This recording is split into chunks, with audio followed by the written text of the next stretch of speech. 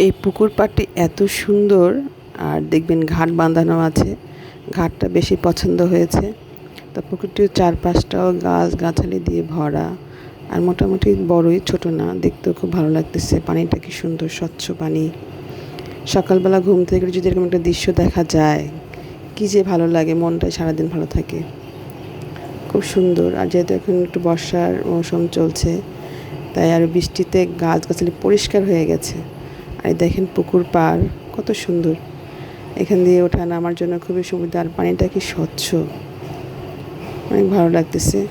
তো কার কার বাড়িতে এরকম পুকুরের ঘাট বাঁধানো আছে একটু কমেন্টস করে জানাবেন। আসলে দেখতে কেমন লাগছে এই বাড়িটা, পুকুর ঘাটটা খুব ভালো লাগছে আমার কাছে। দেখছেন কত সুন্দর, উঠতে নামতে খুবই সুবিধা সকলের জন্য।